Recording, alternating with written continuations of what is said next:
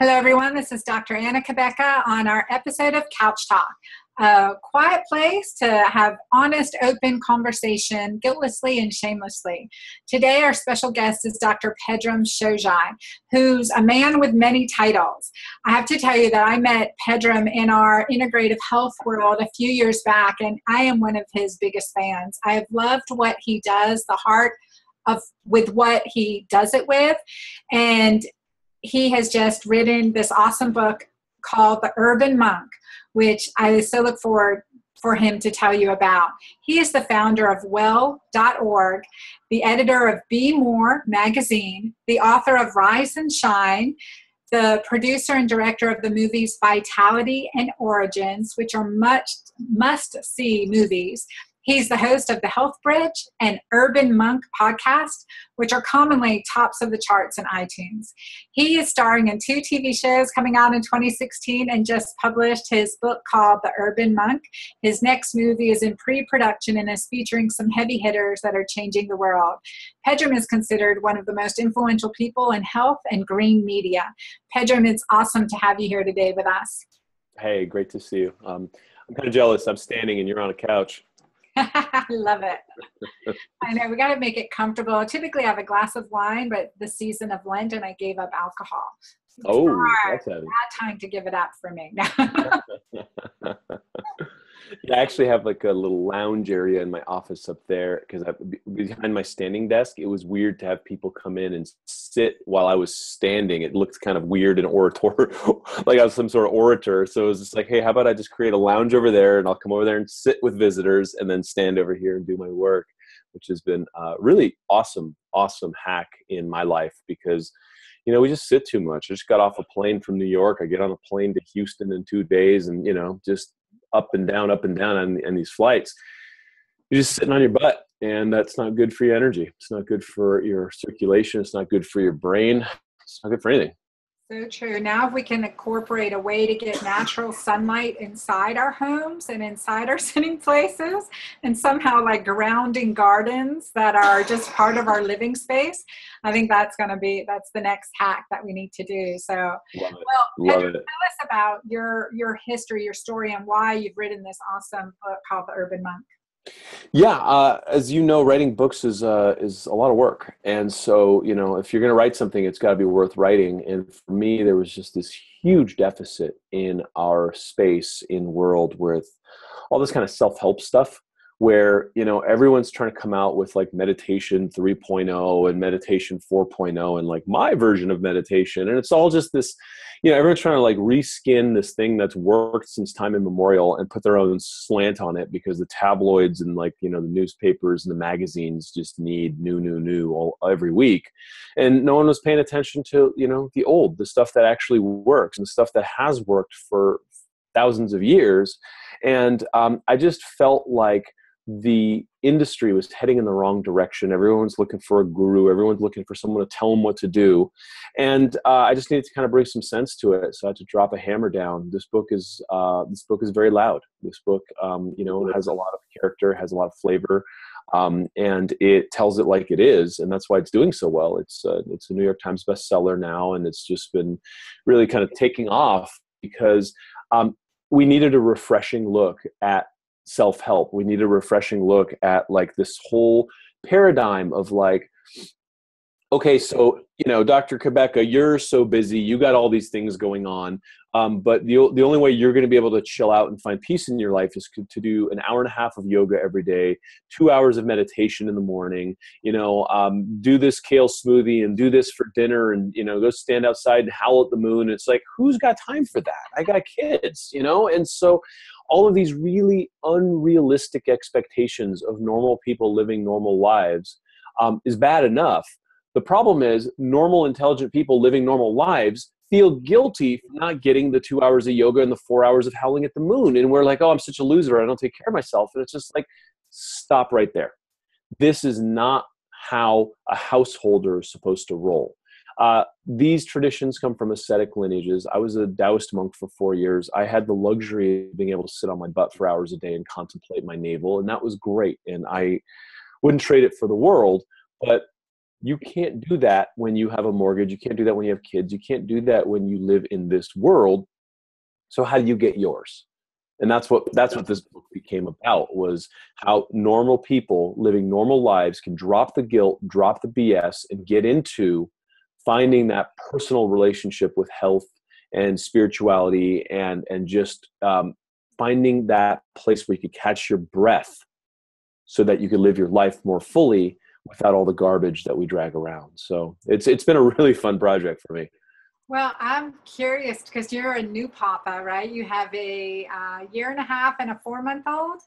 Yep. Yeah. Almost. Yeah. My son's almost 2 now, and the baby's 4 months old, and so it's And so it's that loud. changes, right? That changes. So bringing that perspective in, what now within this, family atmosphere, between running your practice, being a good husband, partner, lover, being a good father, present, and what is something in your urban monk lifestyle that, how has your perspective changed now that reality has set in such another awesome dimension? Great question. And you hit it right on the head, is how do you have to move things around in order to stay good at the things that are important, right? I call it the life garden. And so if you had this garden that was the kind of metaphor for your life, what are the plants that you want there? And how do you need to water them? And so for me, I started losing water with, sleep and more commitments at home. It's like, I can't stay here till 7. I got to go and, be dad and all these things. So I started looking at all of the other things in my life that I can no longer afford to water, and really reallocating my time and my energy to the things that are important to me. So I got way more efficient at work, and I'm an efficient dude. And it was just like, no. These other 3 things, those sound great, but maybe we could do those in Q3 of this year. But daddy's got to be here right now. And so you really start looking at your priorities. You really start allocating your attention and your intention to the things that you've elected for your garden. And everything else is a weed. You cannot water it without having your other flowers start to wither. And so for me to be there for my family means I need to be there for myself so I don't get sick. It means I need to take care of the big top-down initiatives at work. And it means I got to let go of saying yes to all these other things, because by me saying yes to something new, what it's doing is it's getting me to say no to the things I said yes to yesterday, which I thought were important. And so really time management, energy management, and all of that comes down to a practice that we all need to do. And it's not like, oh, this is Pedram's version of this practice. I don't care what type of meditation or prayer you're doing. You need to sit and develop the prefrontal cortex, which is the part of the brain which is responsible for negation of impulses. And it's also the part of the brain that helps us follow through and stick to plans and programs. And then we're better. We're able to do the things that we elect to do in our lives in a way that are supportive of, that kind of long-term vision, versus just kind of washing up on the beach of your day going, oh, I don't know what hit me. Nobody talked to me. I'm going to be on the sofa, forget about it. I don't care if you want to throw a ball, go out in the street and make some friends. And all these places that our lives end up getting kind of taken into when we don't have enough energy for the things that are important to us in life. And that, to me, is, I think, the cause of a lot of breakups. That, to me, is a cause of a lot of problems with children and unfulfilled dreams, which really, weigh on us year after year.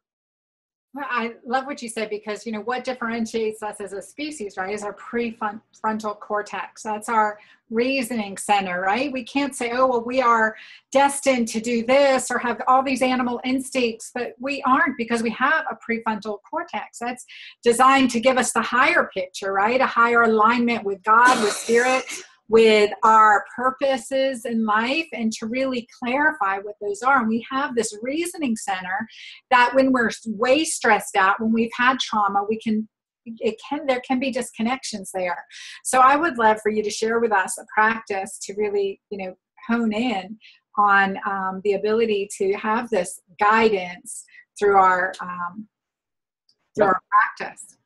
Yeah, I mean, the good news is you don't need to be wearing Lululemon to do this. You don't need to have like a weird Lululemon tattoo. is nice. It's great, but it's supplemental, I know. right? And that's the problem is everyone thinks like, oh, I have to dress up for yoga. Oh, I have to, I'm not dressed for exercise. I got to put on that cute, outfit to like, break a sweat. And all that stuff is nonsense. The question is, when are you getting it? How are you getting it? And can you get it right now? And with breathing, the good news is it's with you. I mean, unless you've got emphysema and you're walking around with a tank, right? You can do breathing right here and right now. And a breathing technique, easy. I could show you an easy one right now that can drop you from sympathetic fight or flight, stressed out wiring of the nervous system directly into parasympathetic, rest and digest, relax, chill, and get a hold of yourself energy. And it all starts with simply touching the tip of the tongue to the roof of the mouth, and then breathing deeply from your nose down all the way down the center of your body to an imaginary balloon about 3 fingers below your navel.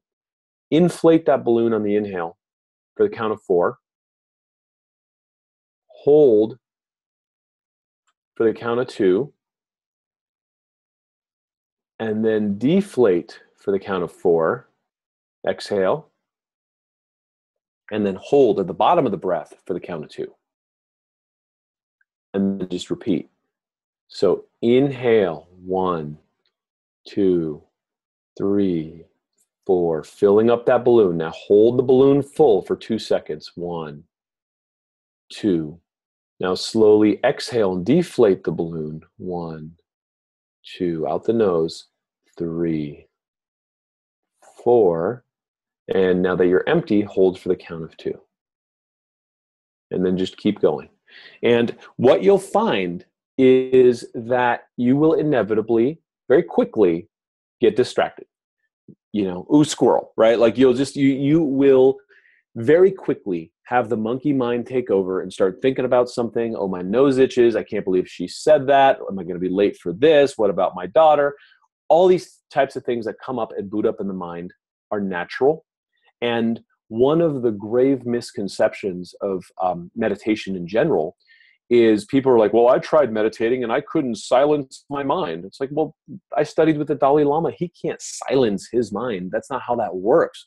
I just wiggled my toe. That sent information to my brain that reflected in the form of a thought in my mind. If it's completely silent, you're dead. And a lot of the text that came over was people misreading this stuff, thinking about this like Satori, nirvana experience that like, 1 out of 1,000 Zen monks will get, once in a while, and equating that with what meditation is supposed to do. And it's all this just kind of like fireworks, bang, bang. That's not it. It's about developing awareness so that when those thoughts come up, you go, okay, I'm just going to go back to my breathing. Sink back in, just count and breathe and count. And that practice in and of itself will fundamentally change your life. Not because you heard me say this on Couch Talk. Only if you actually do the work. And this is where I draw the line, and it's somewhere where I'm just pissed off, is that the media and the health gurus and all these different people out there want to tell you what you want to hear. What are the 3 ways I could fix my life right now? Give me the 5 steps to fixing my sleep and my sex life and growing my hair right now. And it's sensationalized BS. And so if you want to get better, do the work. The literal translation of Kung Fu is hard work. So how hard is it to meditate? Well, it's a lot less hard than living the lives that we live. And so, but people have been brainwashed into thinking that there's some like magic fix-it-all kind of technique or supplement or pill or kale smoothie recipe that's going to fix their life. And that's nonsense. And that's also a gauntlet I threw in the book. Well, I think that's awesome that you say that because, well, number one, Mighty Maca comes pretty close. I'll put that caveat in. I'm kidding. But really, it's the hard work, the small hard things on a daily basis, the things when we we open our eyes in the morning to set our attention, to have rituals that bring us into the present. And I shared with you a little bit before we got on that I went into a silent retreat, and like God knew it had to be silent. Like I was the only one there. There was no one for me to help, heal, converse with, be distracted by. It was that, that is an incredible sense of peace. And since that silent retreat, really bring in all these practices that we talk about, the meditation, mindfulness, being present, letting the past go. It is a thing of the past. It's called the past for a reason. Take what lessons we need and let's move forward from this grounded, healthy, beautiful point in the present. And this enlightenment, this sense of wonder and gratitude and compassion that makes us the human beings that we're designed to be will meet us in health or sickness, will meet us in strength or weakness, will meet us in wealth or poverty, will meet us in designer or generic, right? Will meet us wherever we are right now, wherever you are listening to this call, recognizing that wherever you are is where you are right now, and that the next step you make is a step forward, and that these practices help us make that step in the direction, the design, the intentions for a life, life well lived, full of purpose, but really full of love. And love, right? I mean, does love come with a price tag? Never has. Never has. Never has. And would you say these practices bring you into a more loving state? 100%. Listen, one of the things that is an epidemic in our culture is we will run ourselves into the ground as the martyr, trying to take care of everyone around us. And then everyone around us has no choice but to hear us complain, hear us fall apart, deal with our migraines, deal with our leaky gut, deal with all the problems that are emerging with us because we're no longer strong. And so the orientation is all wrong. When my Kung Fu grandmaster, old man from China, first said this, my hippie sensibilities thought that he was out of his mind. And his saying to us always over the years, and it finally grew on me, was first help yourself, then help the world. And I was like, well, that's so selfish, right? And no, at the end of the day, it was because once you help yourself, you have the agency, the potency, the power, and the vitality to be able to stand and freely love and take care of the people around you, because your tank is full. And then you learn how to kind of pull that kind of grace through you, so it's not your energy you're giving, right?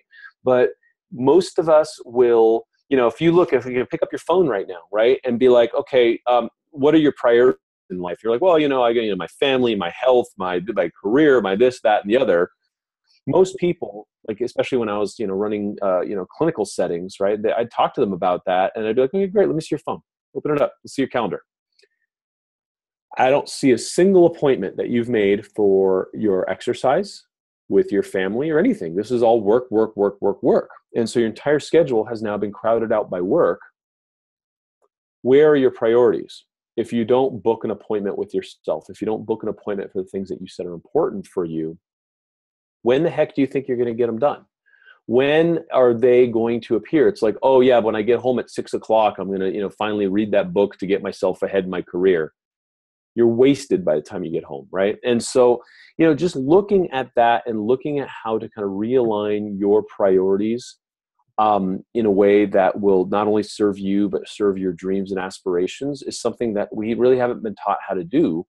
And it's something I had to learn how to do, but I've been teaching people for the last 20 years, and it's been really effective for thousands of people. So, it's just, again, it's you write a book because it's time to write a book, not because you decide you want to be a New York Times bestseller. And so that's why this book is doing what it's doing, is because there's a lot of truth in it. And there's just a lot of wisdom that, not just through me, it's stuff that I've kind of gathered and experienced in my 20 years of doing this that have worked. And that's what I share, because at the end of the day, just, give me an example of something I can do for my life that will be effective. And then I'm in, right? I don't like conjecture. I don't like theory. I don't like philosophy. Give us a testimonial of a client you've worked with and one of the practices that you teach in Urban Monk. There's lots of them. Each chapter has a very specific patient that has been transformed.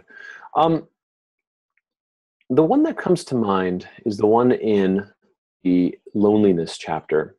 And I don't know why, I just let things kind of come through me here. Personal trainer, looks great on the outside, dying on the inside.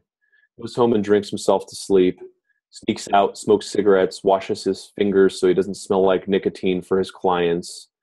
All smiles, but miserable on the inside, and completely disconnected from people, completely disconnected from the world at large. Goes to work, does his thing, pumps iron, looks good, and is falling apart from the inside. So this guy basically, started with fatty liver, early cirrhosis, all kinds of things. You look at the guy and you're like, damn, he's fit, right? And he bought into this promise, right, of the external shaping people's opinion of you. And dude's got a way better body than me, but I got a lot more friends. We got a lot more loved ones, right? And the thing is that we've all done that. We all think that the car, the purse, the social circles, all these things, all these external promises of things from the outside that are going to give us cultural capital, that are going to get people to like us or love us, are the answer. And it's absurd. And the answer is to learn to love yourself. The answer is to drink from the fountain and to find that place inside of you that sparks your joy, the stuff you want to do. And so, I work with this guy to kind of find that and kind of come back out of that hole and find, kind of the little boy inside who really, he was bullied and picked on, and now he's like this big tough guy and all this kind of crap. He's a big tough lonely guy. And so, just getting into the core of what drives us to behave the way we do and the person we think we are today, I put it to you, has a lot of armor around him or her. The storefront is so energy dependent that most of us are exhausted putting all of our energy into pretending to be the person we think we need to be for the world outside to love us, care for us, accept us. And it's exhausting. It's absolutely exhausting. And it was annihilating this guy. And so we flipped it around. You change the perspective. You learn to do self-care. You learn to find what makes you happy. And you start doing the things that you enjoy doing. You make friends that have similar interests. And you flip the perspective inside out, because really the inner eye, the perception of the question, who am I? And the answer to that question is never an answer. It's another question. And then you can jump into the great mystery of life, right? And then you start really digging into what's really important and learning about the eternity and the enormity of who you really are. And then all that other Kardashian BS starts to fall away. And then you could be really healthy. Then you could be really happy. I love that you hit on this, because it definitely hits our society, right? We're more connected digitally than we are interpersonally, and that interpersonal connection is so important. I remember a Facebook commercial, I don't know, a few years back, and it was this girl's like, oh my gosh, I have a couple hundred friends. My mom and dad only have 14. And they show the mom and dad out with bikes on their car, then going mountain biking with their 14 friends, right? And the girl's in a room alone with all her 200 friends. And, it's that contrast is like, how are we interacting? And I want to share a story with you and our listeners, because I think other people may feel this loneliness too. And I want to talk about spiritual desolation. And Pedram, this, right? That like when these feelings of anxiety, worry, fear, loneliness, that's not real to us, right? That's not real to our design. That is spiritual desolation. That is like the downer side, right? And then consolation is that sense of love, joy, happiness, compassion.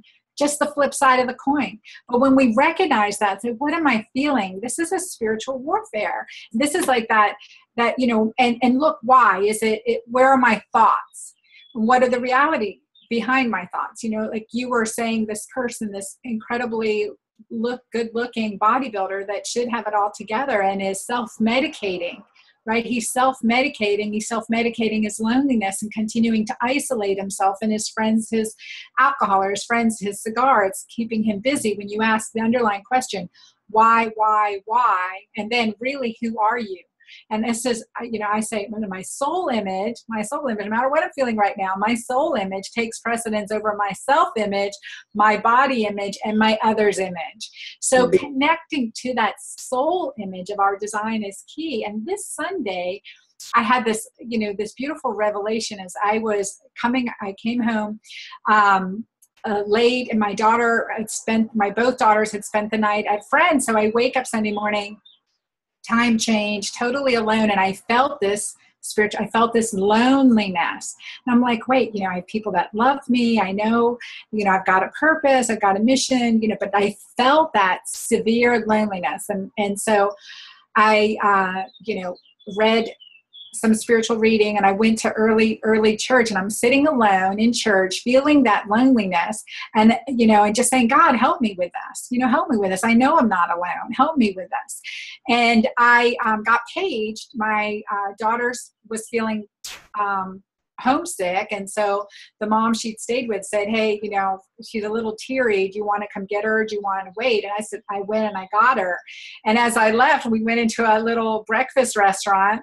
And we saw another one of Ava Marie's friends and her moms who I've known for years, and we sat with them at the table, and they ended up joining us back at the church for the kids service, as well as Ava's girlfriend who she spent the night with. We said, well, we're going to be going to church. Well, she brought all of them. So now I'm sitting in the back pew again, but with two of my dear friends, one on either side of me, all together, and our kids having a really great time in kids' church. And so asking for help, and it will come to us. We need to be able to ask and humble ourselves, really, to humble ourselves to ask, but also know that we, at that instant, are a blessing to other people and to other families. And for me, it was beautiful to have that quick flip of emotions and flip of the coin, and then just be incredibly feeling the reality of love instead of. There's a couple layers to that too, which is, it's a beautiful story, is that, you went into the house of God asking for help for your loneliness, only to realize that you're never alone.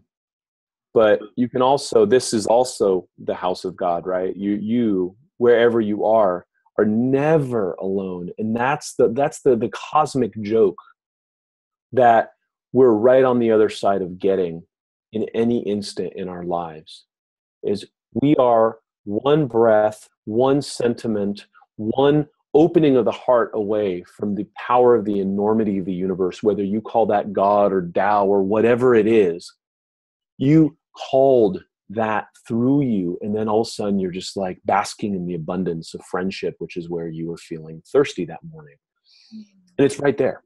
It's right there. It's always right there. And health is right there. And all of the things that we seek outside of ourselves, the orientation is the problem.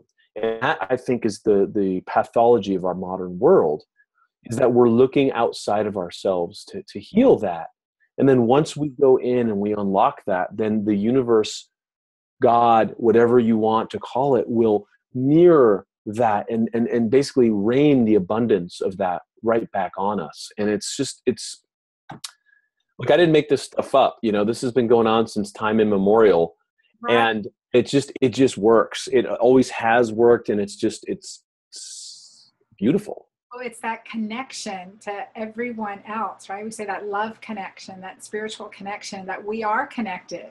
We are, like you said, never alone. We are never alone. But as we go through our spiritual journeys and unlocking these mysteries, right, and recognizing that, oh my gosh, is this all? Was this easy? Gratitude, expressing gratitude. Where could I have done better today? Examining our day. Where could I have, where could I have been more spiritual today? Where could I have been more gracious today? Those little self-examinations, and that enable us to take joy in doing those hard things that really have a long payoff. And then in your practices, they're not hard. They're not hard at all. It's a lot harder to suffer all day, every day. I'll give you that. And most people do, right? We carry around this albatross. We basically suffer and drag around the weight of our calamity. And it's an absolute exercise in futility, right? In turning that around and becoming way more conscious of who you are, wiggle your toes on the ground, align yourself with your heart and love your body. It's really hard to think clearly and see clearly and go through some of this if you're eating Doritos and drinking, Coke Zero because it has 0 calories. It's still garbage. And so take care of your body. Your mind will become more clear. The access between heart and mind, the prefrontal cortex, all these kind of amazing places where the circuitry is already set up for us to be connected with that higher self.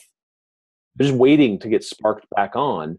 And there's a couple choices we make every single day, every single meal that help us kind of drive in that direction or move away from that direction.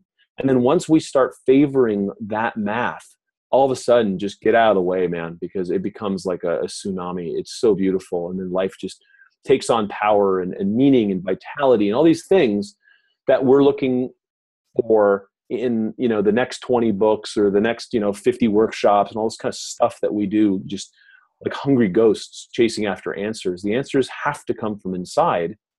And it really has to do with how we treat the temple. And so a big part of the gestalt that, I emphasize in this book is love the temple, and everything else starts to align pretty quickly. I love that. Exactly what you said, because there's such a huge connection between the energy of our body, the energy of our spirit, right? That clarity point, heart central. When, we know like the 4th phase of water, right? There were 93% water, and we have this 4th phase of water, and it's, this beautiful research. I think Gerald Pollack will win the Nobel Prize for it. But just this concept, the energy concept, and how important is what we ingest, what we breathe in, what we drink, what environment we live in, create for ourselves, and the mental atmosphere around it, right? Placebo effect, nocebo effect. So in placebo effect is for our listeners, when we think that something will help us, it helps us. Nocebo effect is when we think something's going to be bad for us, it's bad for us.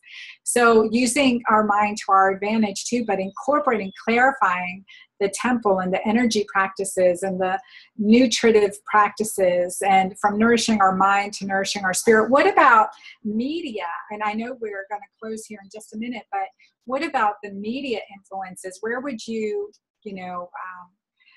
direct clients to get more information or to avoid? Yeah. Excuse me. I have a lot of opinions about this. And the reason I left my clinical practice to get into making movies and doing the things that I do is because I realized people were getting sick faster than I can help them, and we were losing the propaganda game. When you have Larry the Cable Guy standing in front of a hot dog stand saying, I used to eat this crap and suffer, but now I take Tums and I'm okay, that messaging is toxic. And that is what we're being bombarded with day in and day out, saying, look, there's a cure outside of yourself. We're going to fix it. Eat this stuff. It's fine. And buy these things. They're going to make you more desirable. Buy these things. You're going to fit in. Buy these things. Real men drive this truck. Real women have this purse. All this nonsense that is absolutely very specifically designed to brainwash us into feeling like we're not whole. And the only way we can be whole is to approximate that feeling by keep putting our money into the pockets of the people that are now buying our politicians and polluting the planet. The whole thing is just a mess. And so my next movie is on conscious capitalism and how you put your money with the companies that share the ethics that you share for a collective future that's better. And so put your money with the good guys. Ingest media that enriches you. Ingest media that helps grow your wisdom base, and also helps inspire you to move your body and get out there, right? I don't sit there and watch TV. It's just, I'm not smart enough to watch TV. A couple commercials later, I'll think I need to buy that truck. You know what I mean? It's like we don't have the capacity to sit there and just get punched in the face. It's like an old martial arts saying is, if you get in the ring, even if you win, chances are you're getting punched, right? You cannot watch traditional TV without getting subtle messaging embedded in your subconscious. And so I draw a real line around that and say, look, just be very careful about the media that you ingest. There's lots of really great stuff on Netflix and Hulu, and you get TiVo, and look, I'm not a Luddite. I think that there's a lot of really great media and entertainment out there now, but pick the way you do it so that you are a master of your own domain. And read books that enrich you. There's all kinds of amazing stuff on the internet now with people that are like teaching things that have never been taught before, and just subscribe to these things. Put your money into the things that will help enrich you and your family, and stop paying $85 a month to the stupid cable companies, right? So I just think that we need to take it back, and the only way we take it back is one mind at a time. And I realize that if I have 2 young children, as we've discussed, if I want to make this world a better, safer, more just and cleaner place for their children, I got to get to work right now. And so every single one of us has to choose which world our children are going to inherit with every dollar we spend. And so if you're spending your money on companies that are driving the world in a direction that you're not comfortable with, or companies that are supporting lobbyists or supporting politicians that do so, you just got to wake up to that. We have way more power than we think. Well, I couldn't resonate more with that message, and so second it for sure. Now, Pedram, please tell our listeners how they can get your book, and also to watch Vitality and Origins. I love those movies that you've done. I look forward to your next movie too. And I know your book's available on Amazon. Yeah, so The Urban Monk is available pretty much everywhere books are sold. You could get it. There's a bunch of bonus videos and Tai Chi and meditation tracks that I have on theurbanmonk.com, where you can get the book and all those things, or you could go get the book and come back. I don't care where you get the book, just read the book. And then the rest of my stuff, just well.org is my universe, and you could have access to both my movies. I mean, Vitality is on Netflix. They're both on iTunes, and I think Origins will be on Netflix in a couple months. And they're out there, they're doing their thing. So they're my way of stepping out of the clinic and playing a bigger game to help do my part and make the world a better place. And we've all got to do that, right? We do it for our children. We do, and you've been an amazing positive force, and I look forward to all that you're bringing forth in this world, and especially that you've put this book out and these movies out, and your whole heart and soul behind it. So I just really am very grateful for you to spend this time with us today. I encourage our listeners to check out Urban Monk and also well.org for Pedram's other movies and resources, etc., and just lots of great literature. He puts a lot of science and research behind everything he puts out, but the heart is in the right place. And that's one of my main loves of Pedram for this reason. And I encourage all our listeners to rate us if you're listening on iTunes or on podcasts, please rate us. And also, if you're watching on YouTube video, please share this. And we look forward to seeing you back again on Couch Talk. Thank you, Pedram, and thank you to all our listeners. Great to be here. Thank you.